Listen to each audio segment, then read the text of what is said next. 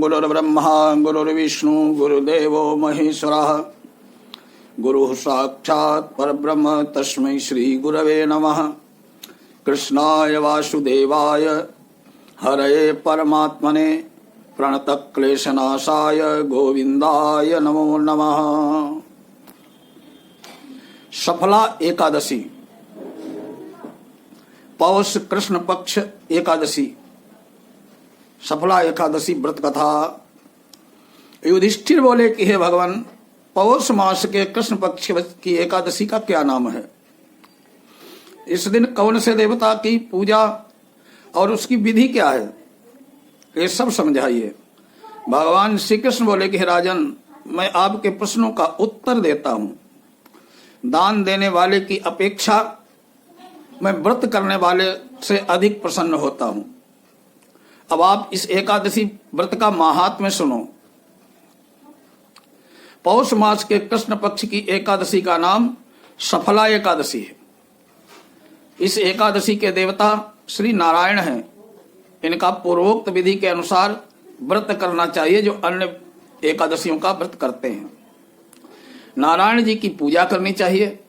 जो मनुष्य एकादशी के व्रत तथा मेरा पूजन करते हैं वे धन्य हैं। सफला नाम की एकादशी में मुझे ऋतु के अनुकूल फल अर्पण करें, अर्थात नारियल, नींबू, अनार, सुपारी आदि, धूप, दीप, फूल आदि से मेरी 16 प्रकार से पूजा करें। इस दिन दीपदान और रात्रि को जागरण करना चाहिए। इस एकादशी के समान यज्ञ, तीर्थ तथा दूसरा कोई व्रत भी नहीं है। मनुष्य को 5 सहस्र वर्ष तपस्या करने से जो फल मिलता है वो पुण्य भक्ति पूर्वक रात्रि जागरण सहित सफला एकादशी के व्रत करने से प्राप्त होता है। हे राजन, अब आप एकादशी की कथा ध्यान पूर्वक सुनिए। चंपावती नगरी में एक महिष्मान राजा राज्य करता था। उसके 4 पुत्र थे। इन पुत्रों में सबसे बड़ा लुम्पक महापापी था। वो सदैव परस्त्री गमन और वैश्याओं के यहाँ अपने पिता का धन नष्ट किया करता था। वो देवता, ब्राह्मण, वैष्णव आदि की निंदा किया करता था। जब पिता को अपने बड़े पुत्र के बारे में समाचार ज्ञात हुआ तब उन्होंने उसको अपने राज्य से निकाल दिया। जब लुम्पक सबके द्वारा त्याग दिया गया तब वो विचारने लगा कि अब मैं क्या करूं, कहाँ जाऊं। अंत में वो दिन में वन में रहने लगा और रात के अपने पिता की नगरी में चोरी और दुष्कर्म करने लगा। जिस वन में वो रहता था वो भगवान को अत्यंत प्रिय था। उस वन में एक बहुत पुराना पीपल का वृक्ष था। सब देवताओं का क्रीड़ा स्थल था। इसी वृक्ष के नीचे लुम्पक रहता था। कुछ दिनों के पश्चात पौष मास के कृष्ण पक्ष की दशमी के दिन वो वस्त्रहीन होने के कारण शांति से मूर्छित हो गया, शीत से मूर्छित हो गया। और रात्रि को सो न सका। उसके हाथ पैर अकड़ गए।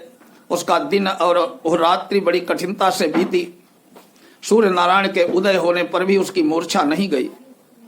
सफला एकादशी के मध्याह्न तक वो दुराचारी मूर्छित ही पड़ा रहा। जब सूर्य की गर्मी से उसे होश आया तो अपने स्थान से उठकर वन में भोजन की खोज में चल पड़ा।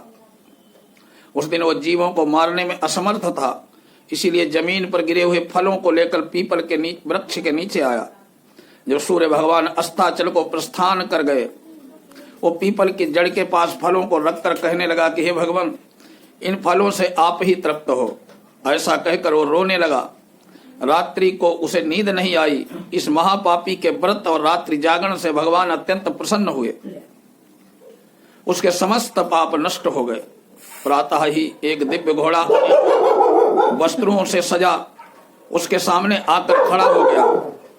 आकाशवाणी हुई, हे राजपुत्र, भगवान नारायण के प्रभाव से तेरे समस्त पाप नष्ट हो गए। अब तू अपने पिता के पास जाकर राज्य प्राप्त कर। लुम्पक ने ऐसी आज्ञाकारी वाणी सुनी, आकाशवाणी सुनी तो अत्यंत प्रसन्न हुआ। बोला, हे भगवान, आप ही की जय हो। ऐसा कहता हुआ सुंदर वस्त्रों को धारण कर अपने पिता के पास गया। उसने अपने पिता को संपूर्ण कथा सुनाई। पिता ने उसे अपना राज्यभार सौंप कर वन का रास्ता लिया। अब लुम्पक शास्त्रानुसार राज्य करने लगा। उसके स्त्री पुत्र आदि सब परम भक्त बन गए। वृद्धावस्था आने पर वो अपने पुत्र को राजगद्दी देकर भगवान का भजन करने के लिए वन में चला गया। अंत में विष्णु लोक को गया। भक्ति पूर्वक जो मनुष्य सफला एकादशी का व्रत करते हैं वे अंत में मुक्ति को पाते हैं। जो मनुष्य भक्ति पूर्वक सफला एकादशी का व्रत नहीं करते हैं वे पूंछ और सींग के रहित पशु तुल्य है। सफला एकादशी के महात्म्य का पठन और श्रवण करने से अश्वमेध यज्ञ का फल मिलता है। इस कथा में हमें ईश्वर के अति कृपालु होने का प्रमाण मिलता है। यदि कोई प्राणी अनजाने में भी ईश्वर का स्मरण करे तो उसे पूरा फल मिलता है। यदि प्राणी सच्चे हृदय से अपने अपराधों की क्षमा मांगे तो ईश्वर उसे के बड़े से बड़े अपराधों को क्षमा कर देते हैं। लुम्पक जैसा महापापी भी भगवान की कृपा से वैकुंठ का अधिकारी बन गया। बोलिए लक्ष्मी नारायण भगवान की जय।